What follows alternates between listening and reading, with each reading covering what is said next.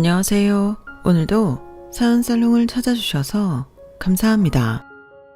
저는 얼마 전 세상에서 가장 믿고 의지하던 사람한테 철저하게 뒤통수를 맞게 된 한 여성입니다. 평범한 아내이자 엄마였던 저에게 그런 일이 일어나다니 얼마나 충격적이었는지 몰라요. 사실 한동안 저는 사람들과 제대로 대화도 나누기 힘들 만큼 우울하고 힘든 시간을 보냈답니다.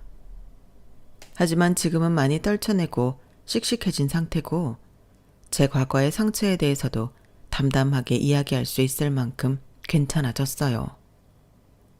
일상을 이제 막 되찾은 이 시점에 마지막으로 많은 사람들에게 응원과 위로를 받고 싶은 마음에 제 이야기를 이렇게 사연으로 적어서 보내게 되었네요. 부디 끝까지 읽어주시고 저에게 응원과 위로를 아끼지 않고 해주셨으면 좋겠어요. 저는 제 명의로 된 작은 카페를 운영하는 사람이었어요. 남편은 보험회사에 다니며 돈을 적지 않게 벌었고 딸아이도 자기 진로에 딱 맞는 대학을 다니고 있던 그런 평범한 가족과 함께였답니다. 자상하고 든든한 가장인 남편과 활발하고 귀여운 딸과 함께하는 일상은 언제나 행복하기만 했죠. 제가 운영하는 카페도 거의 10년 가까이 되어 단골 손님도 많았고 안정적인 수익을 유지해 왔고요. 남편과 딸은 여유가 생기면 제 카페로 와서 같이 간단한 브런치로 식사를 하거나 일을 도와주곤 했었죠. 특히 직장이 근처였던 남편이 들렀다 가는 경우가 많았어요. 우리 박 사장님 일 잘하고 있어? 점심시간이라 한창 바빴지? 왔어. 안 그래도 지금 손님들 싹 왔다가 가셨어. 오늘 단체 주문이 많았네. 당신은 이 시간에 어떻게 왔어? 오늘 오전에 외근 있어서 나갔다가 지금 도착했어. 식사하고 들어가려고. 같이 샌드위치 먹을까? 설거지는 내가 할게. 아니야, 됐어. 당신도 하루 종일 일하는데 뭔 이런 것까지 하려고 해. 난 이것만 하면 오후엔 좀 한가하니까 당신은 앉아서 쉬고 있어. 아이고, 괜찮네요. 당신만 일 시키고 내가 어떻게 편히 쉴 수가 있어? 나 마음 불편하게 하지 말고 얼른 나가서 앉아 있어. 가끔씩 카페에 올 때마다 남편은 항상 이런 식으로 일을 도와주고는 같이 시간을 보내다 가곤 했어요. 솔직히 손님들이 몰려드는 시간을 몇 번 겪고 나면 지치기 쉬운데 한 번씩 남편이 왔다 가는 게 저에겐 큰 힘이 되었답니다. 저희 딸 역시 제 아빠를 닮아 한 번씩 카페에 올 때마다 제 일손을 도와주고 갔고요. 저희 가족은 이렇게 서로를 잘 아껴주며 다른 어떤 가족보다 화목한 집안이었어요. 그리고 저희 가족을 얘기하기 위해선 저희 친정엄마의 얘기를 빼놓을 수가 없는데요. 저희 친정엄마는 평생 반찬 가게를 운영하시면서 누구보다 성실히 일하시고 또 악착같이 돈을 모아오셨어요. 그걸로 제가 남부럽지 않게 대학도 가고 결혼도 할 수 있게 뒷바라지를 전부 해주셨죠. 저희 아빠는 제가 11살 때 일찍 하늘나라로 가셨거든요. 그런 아픔이 있어서였는지 저희 엄마는 그 누구보다 독하게 일을 하셨고 10원 한 장 허투루 쓰시는 법이 없었어요.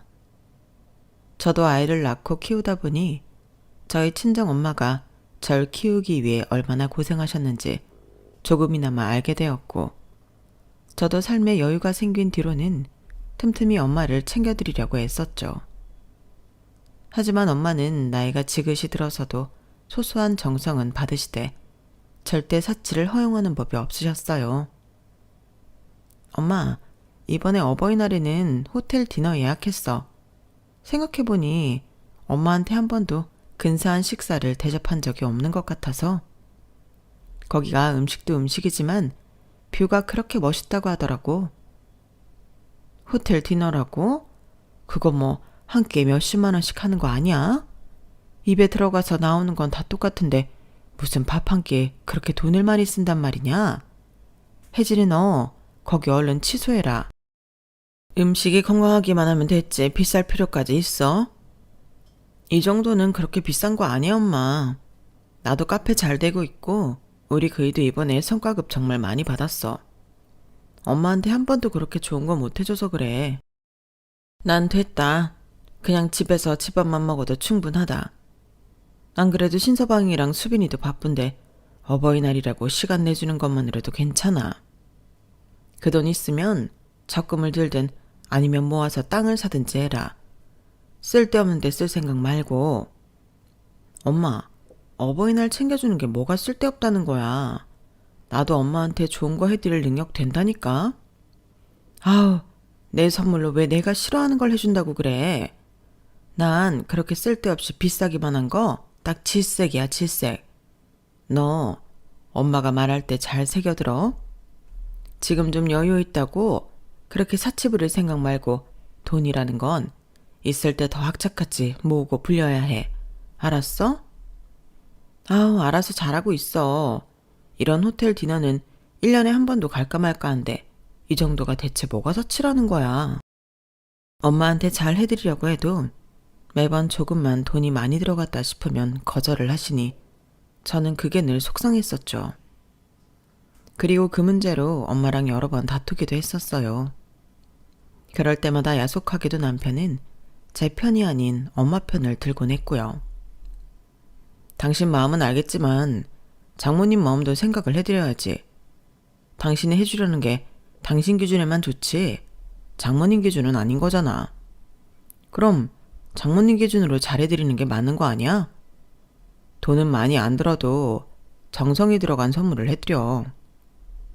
그치만 매번 우리만 해외여행 가고 우리만 좋은 밥 먹고 다니는 게 너무 마음이 불편하단 말이야. 적어도 어버이날이나 엄마 생신처럼 특별한 날에는 엄마도 모시고 싶은데 왜 이렇게 극구 반대를 하시는지 모르겠어. 장모님 입장에선 익숙하고 편한 걸 더 선호하실 수도 있지 왜 그래. 장모님 연세도 있으신데 말이야. 우리도 나중에 그 나이 되면 뭐든 익숙한 게 최고일 수도 있어. 그냥 원하는 대로 해드리자. 남편은 그렇게 말하면서 엄마 선물로는 늘 저가형의 선물만을 준비했어요. 솔직히 그런 모습이 저로서는 좋지 않았죠. 하지만 엄마가 워낙 절약정신이 투철하시고 저희가 돈 쓰는 것도 아까워하시니 제가 서운하다고 뭐라고 할 수도 없었어요. 저희 남편이 평소 다정하고 좋은 남편이지만 그런 점은 늘 서운함으로 남았었네요. 그래도 그때까지만 해도 평범하다면 평범한 일상을 지내오던 저희 가족이었는데요. 어느 날 갑자기 생각지도 못한 순간에 거대한 불행이 성큼 다가오고 말았어요. 엄마가 연세도 있으시니 안 그래도 늘 건강을 걱정하고 챙겨드리고 있었는데 혼자 계신 집에서 쓰러지셨다는 연락을 받은 거예요. 다행히 같은 동네에 사시던 엄마 친구분이 빠르게 발견해 병원으로 옮겨주셨지만 문제는 그게 아니었어요. 얘 혜진아, 어쩌니? 너 놀라지 말고 잘 들어. 너희 엄마가 췌장암 말기실한다. 네? 그럴 리가요. 오진이 아니고요. 저번에 검진 받으셨을 때도 그런 말은 없었는데. 얼른 와서 네가 직접 확인을 좀 해봐봐. 나는 심장이 떨려서. 너희 엄마가 안 그래도 요즘 부쩍 살이 삐쩍삐쩍 마르더라니. 저는 정신없이 병원에 도착했고 몇 번이나 따지고 물어도 의사로부터 같은 대답을 들을 수밖에 없었어요. 췌장암은 일반적인 건강검진만으로는 초기에 찾아내기가 쉽지 않다고요. 뒤이어 도착한 가족들도 모두 할 말을 잃은 채 눈물을 지을 수밖에 없었습니다. 그런데 도리어 엄마는 정말 초연한 모습이었어요. 나도 이제 나이가 있는데 몸 어디에 고장이 나는 것도 이상하지 않지. 이만하면 오래 잘 살았다.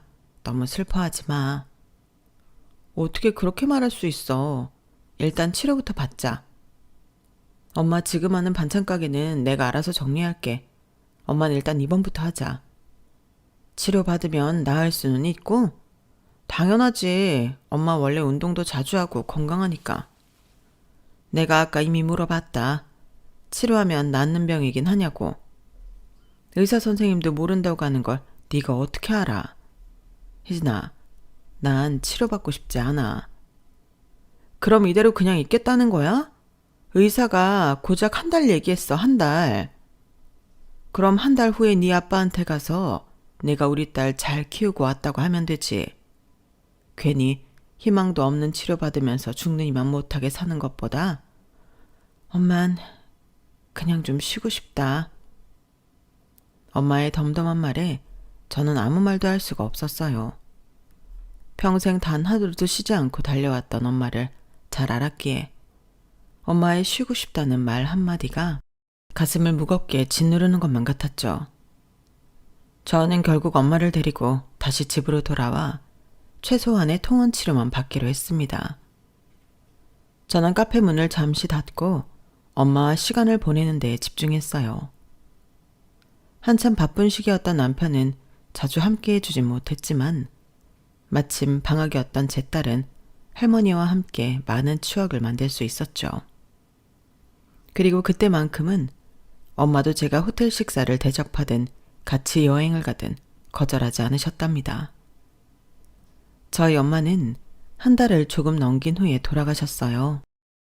남들은 3개월 판정을 받아도 1년, 2년을 살기도 한다는데 저희 엄마한텐 해당하지 않는 얘기였죠. 마음의 준비를 할 시간이 있었긴 해도 1달은 너무나 짧았습니다. 엄마의 임종을 지키고 장례를 치르면서 저는 몸 안에 있는 수분이 전부 사라질 만큼 펑펑 울었어요. 엄마는 가시는 길마저 제 걱정을 한가득 하셨죠. 혜진아, 마음 단단히 먹어야 한다. 이젠 네가 수빈이도 챙기고 너 스스로도 챙겨야 해. 알았어, 엄마. 엄마가 평생 가르쳐준 대로 잘할게. 이제 아무 걱정하지 말고 푹 쉬어. 특히 돈은 정말 철저하게 관리하렴. 그게 네 현실적인 힘이야. 큰 돈일수록 더 철저해야 해. 마음 다치는 일이 있어도 수빈이 보고 독해져야 한다. 엄마는 그렇게 마지막까지 신신당부를 하시고 아빠 곁으로 떠나셨죠. 울면서 장례식장에 들어섰을 때에야 당시 한창 바빴던 남편이 도착을 했어요. 남편은 조용히 저와 제 딸을 챙겼고 장례식에 필요한 것들을 속전속결로 처리해 주었답니다.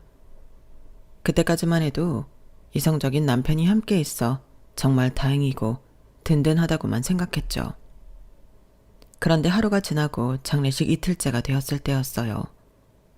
그날은 찾아와 주신 조문객들이 가장 많았던 날이었고 저는 하루 종일 같이 울고 얘기하다 보니 오후 3시쯤에는 완전히 녹초가 되어 있었는데요. 문제는 다른 사람도 아니고 저희 남편이 자꾸만 장례식장에서 자리를 비웠다는 거예요. 남편의 지인들이 오는 경우도 많았는데 그때조차 남편은 회사 일이 바쁘다, 연락이 자주 온다 등의 핑계를 대며 자꾸 밖으로 나가버렸죠. 사실 남편 없이 저 혼자 모든 조문객들을 맞이해서 더 빨리 지친 것도 있었어요. 그런 상황이 하루 종일 이어지자 저는 아직 남아있는 슬픔과 피곤함, 예민함, 야속함 등이 머리 끝까지 올라와 남편에게 화가 날 수밖에 없었죠. 게다가 조문객으로 와주었던 친구의 말이 제 화를 제대로 돋우기까지 했어요. 이른 저녁에 도착한 친구가 도착하자마자 이런 이야기를 꺼낸 겁니다. 근데 형부는 왜 같이 안 있어? 남편? 몰라. 자꾸 일 때문에 전화를 한다나. 밖에서 담배도 피고 그러다 보니 안에 들어와 있을 틈이 없나 봐. 일 때문이라고? 방금 오면서 형부 저 앞에서 보긴 했거든. 여기 병원 맞은편 식당들 있는 곳에. 통화하면서 엄청 신나게 웃길래 내가 사람 잘못 본 줄 알았는데 형부 맞더라고. 나는 주차하고 오면 형부 들어와 있을 줄 알았는데 한참 시간이 지나도 안 계셔서 물어보는 거야. 통화를 하면서 웃었다고? 되게 신나게 웃으시긴 했는데 뭐 일이 좀 잘 풀리시나? 회사 일이 잘 풀리는데 여기선 웃을 수가 없으셨을 수도 있고. 제 표정이 단번에 저승사자처럼 무서워지자 당황한 친구는 횡설수설하며 급하게 둘러대는 말을 했어요. 하지만 전 그때 이미 속으로 천불이 나고 있는 상황이었죠. 그 친구와 조문객한테는 별다른 티를 안 내고 있었지만 이 인간들이 들어오기만 하면 가만 안 두겠다고 벼르고 있었어요. 그리고 밤 늦게서야 장례식장 안이 좀 한산해졌을 때 저는 낮은 목소리로 남편을 불러냈는데요. 당신 오늘 하루 종일 뭐 하는 거야? 대체 왜 자꾸 밖에 나가서 몇 시간씩 있다가 오냐고. 나 혼자 사람들 맞이하느라 얼마나 힘들었는 줄 알아? 아, 깜짝이야. 왜 소리는 질러? 얘기했잖아. 요즘 회사에서 정말 중요한 시기라고. 눈코 뜰 새 없이 바쁜데 나도 장모님한테 예의를 다 갖추고 싶어서 온 거 아니야. 그런데 그렇게 화를 내냐? 고마워하지는 못할 망정. 당신 너무한 거 아니야? 뭐라고? 그럼 우리 엄마가 돌아가셨는데 당연히 당신이 와야지. 지금 당신이 와준 걸 고마워하라는 거야? 그게 대체 어느 나라 관습이야? 그러니까 왔잖아. 여보, 소리 좀 그만 질러. 당신 지금 힘들고 슬픈 건 알겠는데 나한테 괜히 화풀이는 하지 말라고. 빨리 들어가서 눈 좀 붙이던지 해. 어물쩍 말 돌리지 말고 회사에서 뭐가 그렇게 바쁜데, 어? 나도 좀 알자. 뭐가 그렇게 중요해서 장모 장례식에 한시도 붙어있을 수가 없었는지 말을 해. 그래야 나도 소리를 지르던지 말던지 할 거 아니야. 아, 그게... 아니, 요즘 영업 실적이 한참 안 좋은데 밑에 대리 한 명이 큰 사고를 쳐서 그래. 이런 얘기를 가뜩이나 당신 힘든데 어떻게 얘기를 해. 복잡하기도 하고. 그래서 그거 수습 좀 하고 밑에 애들 좀 혼내느라 그랬어. 됐어? 남편은 마지못해 얘기한다는 듯이 말을 했는데 그 언행이 묘하게 이질감이 들었어요. 제 친구가 본 바로는 남편이 신나게 웃고 떠들면서 통화를 했다고 했는데 남편의 얘기를 들으면 절대 웃으면서 통화를 할 수 있는 내용이 아니었으니까요. 그것도 이상했지만 무엇보다도 제 촉이 좋지가 않았어요. 결혼 생활을 하신 분들이라면 알잖아요. 제가 이 사람과 거진 25년이나 같이 붙어 살았는데 당연히 말하는 목소리나 눈빛만 봐도 거짓말을 하는지 딴 생각을 하는지 정도는 알 수가 있다는 걸요. 그때 남편은 뭔가 평소 같지가 않고 이상했어요. 결국 저는 그 자리에서 남편을 추궁하는 걸 멈추고 일단 다음날 모든 절차가 다 끝난 후에 천천히 무슨 일인지 알아봐야겠다고 생각했죠. 당장 그날은 서 있는 것도 다리가 후들거릴 정도로 피곤하기도 했고요. 다시 장례식장 안으로 들어온 저는 정말 간단하게 샤워를 하고 상주들 방으로 들어와 쓰러지듯 잠에 들었어요. 남편은 저와 그렇게 싸우고 나서도 여전히 들어오지 않더군요. 저와 싸울 때면 늘 밖에서 담배를 한두 개비씩 피고 들어오던 사람이라 평소처럼 그냥 그러려니 했어요. 사실 그땐 저도 그 사람이 꼴도 보기 싫었던 마음도 있었고요. 딸은 이미 눈이 퉁퉁 부은 채로 잠이 들어있길래 두터운 담요를 덮어주고 저도 그 옆에 누웠답니다. 머리가 땅에 닿자마자 기절한 것처럼 잠이 들었는데 그때 저는 정말 짧고 생생한 꿈을 꿨어요. 평소에도 이런저런 꿈을 꾸긴 하지만 그때의 꿈은 너무나 현실 같았죠. 꿈에 저희 엄마가 돌아가시기 직전의 모습이 아니라 제가 어렸을 적 엄마가 한창 젊고 건강하셨을 때의 모습으로 나왔어요.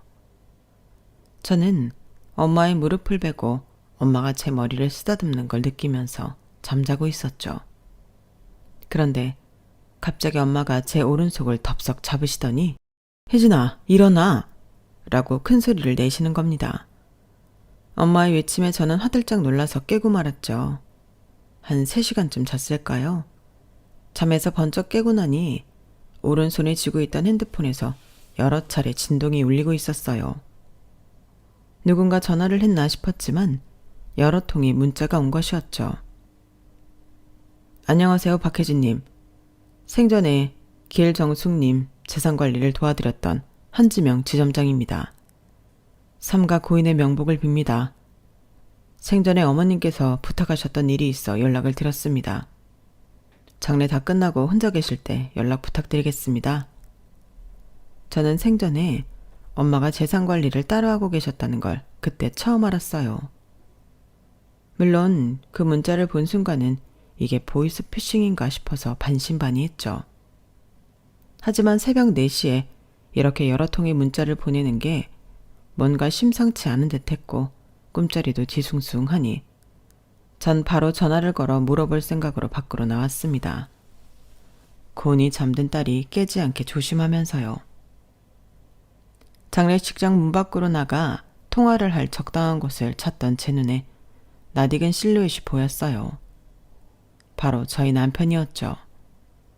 사람 하나 없이 텅 빈 휴게실 안에서 남편은 잠이라고 모르는 사람처럼 쌩쌩한 목소리로 누군가 통화를 하더군요.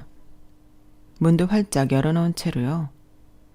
저는 별 생각 없이 그런 남편에게 다가갔다가 너무나 충격적인 말 한마디에 그만 발길이 뚝 멈춰버렸어요. 장모가 일찍 죽어서 돈 굳었어. 제 귀를 의심할 정도로 엄청난 말을 뱉으면서 남편의 얼굴은 더없이 환했어요. 저는 본능적으로 몸을 숨겨야 한다는 생각이 들어 휴게실 뒤편의 구석진 곳으로 얼른 몸을 숨겼습니다. 다행히 해도 들지 않고 가로등도 없는 어두운 곳이라 상복을 입고 있던 제가 숨기엔 최적의 장소였죠. 남편은 제가 엿듣고 있다는 사실은 까맣게 모른 채 계속 하하 웃으며 통화를 이어나갔어요. 그니까 죽기 전에 돈을 얼마나 많이 쓰고 갔는지 아주 아까워 죽는 줄 알았다니까. 그래도 한 달 정도만 살다 가서 다행이지. 아주 재산 다 거덜내는 줄 알았어. 그러니까. 와이프? 와이프는 절대 모르지. 와이프가 장모 돈에 대해서 알면 정말 큰일 나. 평생 길바닥에서 반찬 장사만 하던 무식한 노인네라 아무것도 모를 줄 알았건만. 그렇게 큰 재산이 있을 줄 누가 알았겠어. 아니야. 운때가 잘 맞아서 그렇게 돈을 불렸을지언정 전문적으로 관리받거나 그러진 않았을 거야. 전문적으로 관리받으려면 누군가를 돈 주고 부려야 하는데 엄청나게 구두쇠였거든. 그래. 너무 걱정하지 말고 기다리고 있어. 그래 알았어. 그렇게 전화를 끊고 남편은 콧노래까지 부르며 핸드폰을 잠시 뒤적거리더니 이내 휴게실 밖으로 나갔죠. 저는 충격적인 남편의 실체를 목격하고 그 자리에서 주저앉아 버렸어요. 방금 제가 보고 들은 남편의 모습이 현실 같지가 않아서 그저 멍하니 앉아 있었죠. 얼마 지나니 손끝과 발끝에 핏기가 사라지고 차갑게 냉기가 돌기 시작하더군요. 그러다 불현듯 조금 아까 꿈속에서 엄마가 일어나 하고 외치시던 그 목소리가 떠올랐죠. 저는 다시 두 다리로 일어섰습니다. 그리고 최대한 병원과 멀어지면서 아까 문자를 보낸 사람한테 전화를 걸었어요. 통화 연결음이 한참 울린 뒤에야 상대방이 전화를 받더라고요. 여보세요? 박혜진님? 네, 제가 박혜진이에요. 조금 아까 문자 주셔서 연락드렸어요. 누구세요? 아직 장례식 안 끝나지 않았나요? 끝나고 연락 달라고 말씀드렸는데. 지금 혼자예요. 장례식장이랑 멀리 떨어져 있고 주변에 아무도 없어요. 대체 누구시죠? 저희 엄마랑은 어떻게 하는 사이세요? 문자에서도 말씀드렸다시피 저는 길정숙님 재산을 담당하고 있던 한지명 지점장이에요. 어머님이 생전에 재산이 정말 많으셨다는 거 알고 계시죠? 저희 엄마가요? 돈을 허투루 쓰는 분은 아니셨지만 재산이 얼마나 많길래. 아니요. 전 잘 몰랐어요. 어머님은 오랜 기간 동안 저희 은행 VIP셨어요. 저랑은 굉장히 오래된 사이고요. 사실 이런 개인적인 부탁은 들어드리면 안 되는데 어머님이 지난주에 오셔서 정말 급하게 부탁을 하고 간 내용이라서요. 지난주요? 일단 장례식 끝나자마자 빠른 시일 내로 저희 은행 방문해 주세요. 꼭 전달해드려야 하는 문서가 있거든요. 오실 땐 신분증이랑 도장 꼭 지참해 주시고 남편분한테는 절대 말씀하지 마시고요. 알겠죠? 남편에게는 말하지 말라는 그 사람의 말에 저는 정신이 더 또렷해지는 듯 했어요. 저는 전화를 준 사람한테 알겠다고 대답을 하고 조용히 다시 장례식장 안으로 들어왔습니다. 어느새 해가 다 떠서 밝아진 상태였고 남편은 그 안에서 절 기다리고 있었어요. 의아한 눈빛으로 어디 갔다 왔냐고 묻길래 속이 답답해 주변 산책 좀 했다며 대충 얼버무렸죠. 남편을 보면 자꾸 몇 시간 전에 들었던 통화 내용이 떠올라 똑바로 쳐다볼 수가 없었어요. 제가 자꾸 남편을 피하니 남편은 전날 저녁에 싸웠던 것 때문에 제가 그러는 줄 알더군요. 전 차라리 잘 됐다 싶어서 계속 화난 척을 유지했어요. 오전부터 일찍 저희 가족들은 분주하게 움직이며 예정된 절차에 따라 장례식을 모두 마치게 되었어요. 다른 친척분들과 마지막 인사를 끝으로 헤어진 뒤 남편은 제 눈치를 살살 살피다가 다시 회사에 가봐야 한다며 저와 딸만 납골당에 내버려둔 채 가버렸죠. 그리고 저는 그 틈을 타서 얼른 딸을 집에 데려다 준 뒤 어제 연락받았던 그 은행으로 향했어요. 신분증과 도장을 들고 은행에 가서 제 이름을 말씀드리자 저와 통화했던 지점장이 얼른 나와서 절 데리고 조용한 방으로 들어가더군요. 안내에 따라 고급스러운 가죽 소파에 앉으니 지점장은 저에게 두터운 봉투를 하나 건넸어요. 이게 뭔가요? 이게 지난주에 길정숙님께서 제게 부탁하신 내용입니다. 반드시 본인에게만 전달하라고 하셨고 혼자만 내용을 확인해야 한다고 하셨어요. 이런 건 개인 금고에 보관하셨어야 하는데 집은 믿을 수가 없다고 저한테 따로 부탁하신 거예요. 이것도 길정숙 씨가 박혜진님께 남기는 유산 중 일부라고요. 전 잠시 자리를 비켜드리겠습니다. 내용 한번 확인해 보시죠. 그 말을 끝으로 그분은 정말로 절 두고 잠시 밖으로 나가셨어요. 전 떨리는 손으로 봉투를 열어 안의 내용물을 확인해 보았어요. 그리고 봉투 안에서 쏟아지는 수많은 진실에 경악할 수밖에 없었습니다. 그 안에는 각종 서류와 사진들이 한 뭉텅이로 가득했는데 전부 남편과 관련된 내용들이었죠. 사진 쪽에서 남편은 저는 전혀 모르는 젊은 여자와 함께였어요. 카페나 숙박업소에서 두 사람이 함께 찍힌 사진들이 한두 장이 아니었죠. 하지만 남편의 외도 사실은 뒤이어 알게 된 사실들에 의하면 정말 아무것도 아닌 수준이었어요. 저는 뒤이어 남편의 외도 상대가 어려도 너무 어리다는 것과 두 사람이 해외에 있는 집을 알아보고 있다는 증거들도 확인할 수 있었습니다. 서류 봉투를 뒤집어 탈탈 털어내자 작은 USB가 나왔는데 그건 특별히 엄마가 중요한 자료라며 메모까지 붙여주었더라고요. 저는 한동안 남편에 대한 배신감이 밀려와 숨도 제대로 쉴 수가 없었답니다. 그렇게 한참을 혼자서 씩씩대고 눈물을 훔치며 마음을 가라앉힌 후에야 저는 정신을 차릴 수 있었어요. 그리고 엄마가 제게 남겨주신 자료들을 들고 저는 당장 변호사 사무실을 찾아갔죠. 이혼 전문 변호사로 최고로 이름을 날리는 사람에게 찾아가 이 모든 일을 의뢰했고 사건의 심각성을 안 변호사는 당장 변호사 2명을 더 불러 절 돕겠다고 했어요. 모든 서류를 검토하며 각종 법률 상담을 받고 나니 너무 밤이 늦어졌어요. 남편에게 연락이 왔지만 전부 다 받지 않고 무시해버리고 저는 그날 집 대신 엄마 집으로 가서 잤어요. 물론 새벽까지 그 두 년놈들, 특히 남편을 어떻게 혼내줘야 하나 생각하느라 잠을 설치긴 했지만요. 다음날 저는 밤새 궁리했던 계획을 실천에 옮기기 위해 말끔하게 차려입고 남편의 회사로 향했습니다. 남편이 몇 층의 어느 부서에서 일하는지는 이미 훤히 알고 있었어요. 망설임 없이 사무실 문을 벌컥 열고 들어가자 수많은 직원들이 절 보고 놀라더군요. 남편 역시 뒤늦게 절 발견하곤 깜짝 놀라 후다닥 다가왔고요. 여보, 무슨 일이야? 어제는 왜 들어오지도 않고. 일단 할 말 있으면 나가서. 전 그런 남편을 지나쳐 남편의 바로 밑 후배인 정 팀장에게 다가가 크고 똑바른 목소리로 물었어요. 안녕하세요. 보험 사기범 신고는 어떻게 해야 하나요? 제가 최근에 모친상을 당했는데 배우자가 보험금을 전부 가로채려고 해서요. 네? 사모님이요? 사모님이 배우자라면... 여보, 지금 뭐 하는 거야? 갑자기 일터로 찾아와서 그게 무슨 뚱딴지 같은 소리냐고. 아, 맞다. 정 팀장님, 하나만 여쭤볼게요. 요즘 이희가 회사 일이 그렇게 눈코 뜰 새 없이 바빴다던데 사실인가요?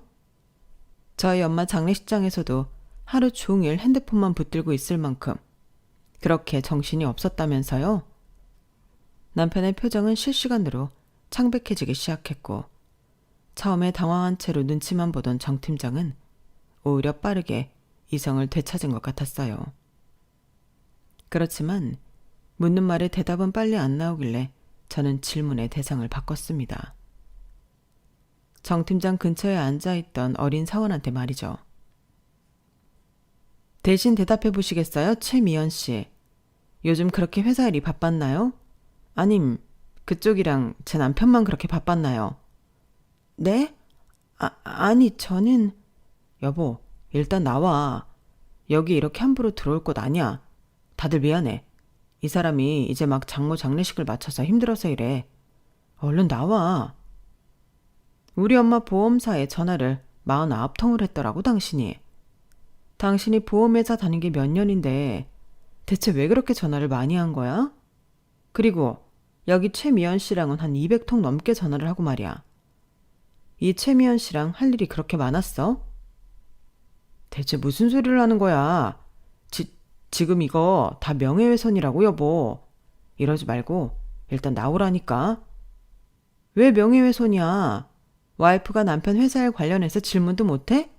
그리고 당신이 항상 정 팀장 유능하다고 칭찬했잖아. 약삭 빠르고 후시탐탐 당신 자리 노리면서 일 중독자처럼 일한다며. 당신이야말로 방해하지 말고 나가고 싶으면 당신이 나가. 난 정 팀장한테 상담받고 싶으니까. 남편이 뭐라고 더 말하기 전에 저는 준비했던 음성 파일을 그 자리에서 틀어버렸어요. 아니 제가 땡땡 보험사 직원이라니까요. 그러니까 저희 장모님 일이니까 이러는 거 아닙니까? 예, 저도 절차 다 알죠. 근데 저희 와이프는 일반인이라 보험 관련해서는 전혀 몰라요. 그러니까 수령인을 저로 변경하기로 한 거고요. 아우, 절차 복잡한 거 압니다. 알아요. 저희 장모 서류 보낼 거니까 처리만 좀 해주시라고. 어? 여보세요. 아니, 저번에 제가 연락을 몇 번을 드렸는데 수령인 변경을 왜 아직도 안 하셨어요? 본인 확인? 아우, 진짜. 본인 확인 그래서 했어요, 안 했어요? 내가 하지 말랬잖아. 가뜩이나 암 때문에 힘든 노인 이런 복잡한 일로 괴롭히고 싶어요? 내가 보낸 서류는 확인했어요. 도장이랑 다 찍어서 보내드렸잖아. 그게 본인 확인이지 뭐야. 얼른 빨리빨리 처리 좀 합시다. 예? 남편은 허겁지겁 제 손에서 핸드폰을 뺏어가 녹음을 꺼버리더니 경악하는 표정으로 절 쳐다봤어요. 하지만 더 이상 어떤 말도 하지 못하고 입모양만 뻐끔대고 있었죠. 전 다시 제 핸드폰을 낚아채와서 남편을 노려보며 말했습니다. 왜? 더 할 말 있어? 엄마가 시한부 판정받고 아파서 그러고 있는 동안 당신은 아주 부지런도 했더라. 엄마 서류 뒤져서 보험 수령자 변경도 하고 어린 년이랑 바람도 피고 해외로 튈 준비까지 하고. 당신이 얼마나 난리를 쳤으면 보험사에서 직접 우리 엄마한테 연락을 했다더라. 사위를 보험금 수령인으로 바꾸는 게 맞냐고 말이야. 엄마가 그렇게 아프신데 그 연락 받고 얼마나 황당했겠니? 어? 당신이 우리 엄마한테 그래도 되는 거야? 우리 엄마가 당신한테 어떻게 해줬는데? 천의 고아인 당신 기 안 죽이기 싶다고 결혼식 때 인사도 안 받으셨던 분이야. 당신 아직 대리였을 적에 차 사고 냈던 거 그 보상금 다 갚아준 것도 우리 엄마였다고. 어떻게 인간이 탈을 쓰고 이딴 짓거리를 해? 고작 30이랑. 얘가 우리 딸이랑 고작 7살 차이 나는 건 자각하고 있니? 어? 우리 엄마가 가시기 전에도 얼마나 기가 찼을지 생각하면. 그 입 안 닥쳐? 당신이 보험을 알아? 내가 이 방면에선 빠삭하니까 대신 처리해주려고 한 거 아니야. 이 와중에도 핏대를 세우며 화를 내는 남편의 모습에 저는 저도 모르게 있는 힘껏 남편의 뺨을 내리쳤어요. 깜짝 놀란 남편의 얼굴에 저는 2번 더 손을 날렸죠. 당신이야말로 더러운 입 닥쳐. 적반하장도 유분수지. 이딴 짓들을 저질러 놓고도 잘났다고 소리를 질러? 대신 철이 같은 소리 하네. 어디 한번 빠삭한 그 머리로 앞으로의 일들 대응해봐. 내가 돌아가신 엄마한테 미안해서라도 당신 요만한 잘못 하나도 안 봐줄 거니까. 남은 인생 시궁창에 처박힐 각오나 하고 있어. 분노한 남편이 저에게 달려드는 순간 사무실에 들어온 경비 인력들이 남편을 사무실 밖으로 끌어내기 위해 붙잡았어요. 정 팀장은 절 사무실 안쪽으로 당겨 남편과 멀어지게 해주었죠.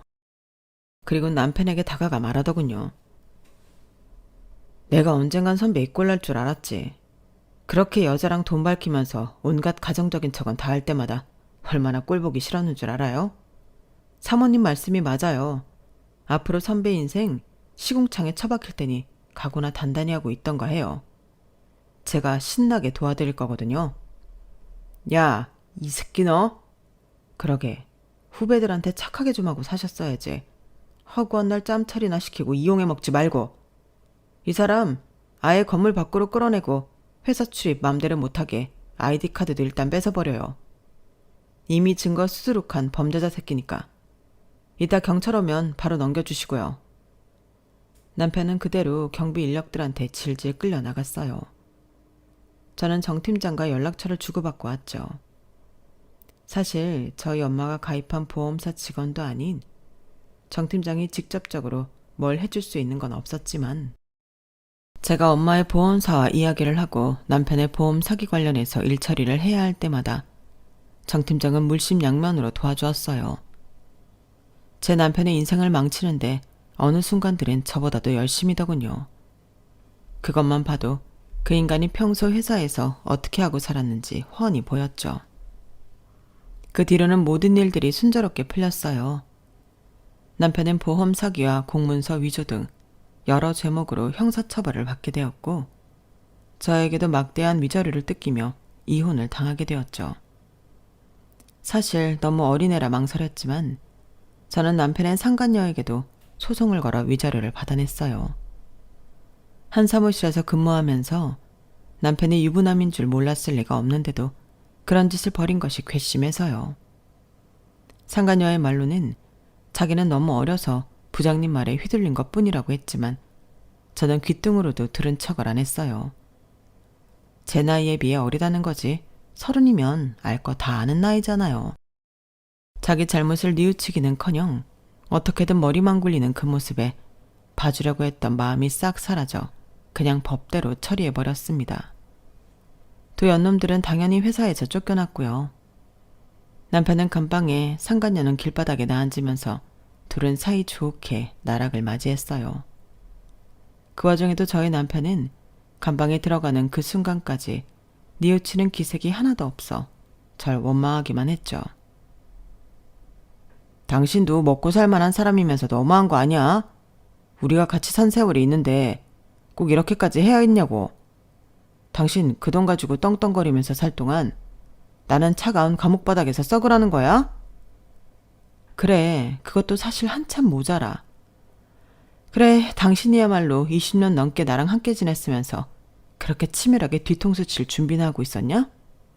당신은 감방 나와도 내가 평생 괴롭힐 줄 알아. 그런 남편을 보면서 솔직히 자괴감이 많이 든 것도 사실이었어요. 그 오랜 세월을 같이 보내면서 남편의 실체를 알아보지 못한 제 자신한테도 화도 났고요. 무엇보다 안 그래도 몸이 아파 힘든 저희 엄마가 수상한 사람이 자꾸 수령인을 바꾸려고 한다는 연락을 받고 혼자서 이 모든 걸 알아보셨을 때의 마음이 어땠을지 생각하면 마음이 아픕니다. 눈치 없는 제가 엄마의 마지막 가시는 길마저 편안하게 해드리지 못했다는 생각이 들어서요. 그리고 이 모든 과정을 진행하면서 가장 힘들었던 건 저희 딸을 보는 일이었는데요. 아빠가 엄마 몰래 바람 폈던 사실도 모자라 할머니의 보험금과 유산을 가로채려고 범죄까지 저질렀다는 사실은 딸이 받아들이기엔 너무 힘든 이야기였어요. 특히나 그 인간이 평소 딸에게는 다정한 아빠 노릇을 잘 해왔기 때문에 저희 딸 역시 아빠한테 느끼는 배신감은 이루 말할 수 없을 정도였으니까요. 딸은 다니던 학교를 잠시 휴학하고 오랜 시간 전과는 다르게 조용한 모습으로 지냈어요. 저 역시 그런 딸 곁에서 묵묵히 있어줬을 뿐 별다른 이야기는 하지 않았답니다. 그렇게 시간이 지나자 딸이 먼저 저에게 입을 열더군요. 엄마, 우리 같이 일본 여행이나 갈까? 좋지. 너 시간 편한 날로 정해서 가자. 가서 푹 쉬고 온 다음 엄마도 나도 좋은 남자 만나자. 뭐? 갑자기 무슨 뚱딴지 같은 소리니? 나쁜 짓 한 사람들은 따로 있는데 우리가 외롭고 우울할 이유가 없잖아. 내가 그런 일들을 당했다고 하니까 대부분 위로해 주는데 얼마 전에 몇몇 개념 없는 인간들은 나더러 가정 환경이 안 좋은 애라고 낙인 찍으려고 들더라고. 그래서 대판 싸웠어. 근데 그러고 나니까 나야말로 그동안 왜 그렇게 힘들어했는지 싶더라. 사실 나보다도 엄마가 더 힘들 텐데 몰라줘서 미안해. 우리 할머니가 남겨주신 돈으로 온천이나 즐기고 오자. 엄만 괜찮아.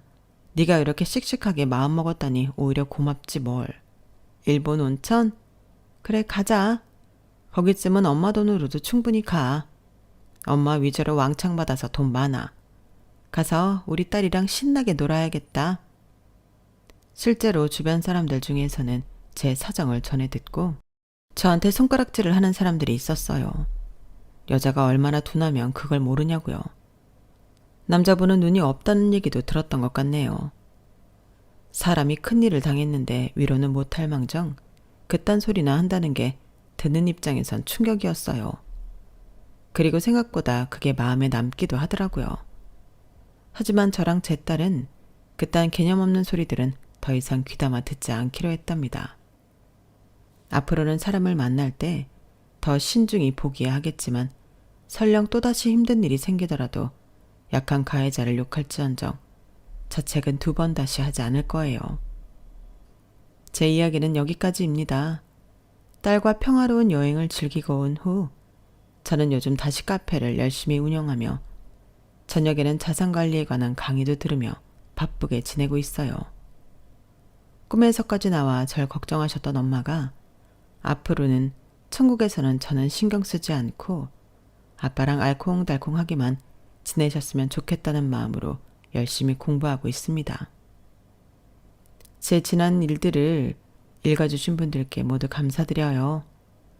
새 삶을 살아가려는 저와 제 딸을 위해 다들 위로와 응원의 말씀을 주시면 감사하겠습니다. 혹시 저처럼 사람에게 배신당한 상처로 힘들어하는 분이 있으시다면 당신의 잘못이 아니라는 걸 꼭 말씀드리고 싶네요. 꼭 이겨내시길 진심으로 바랄게요. 모두 행복하세요. 감사합니다. 여러분, 사연 댓글에 응원과 현명한 조언 부탁드려요. 좋아요와 구독은 저에게 큰 힘이 됩니다. 오늘도 좋은 일 가득하세요.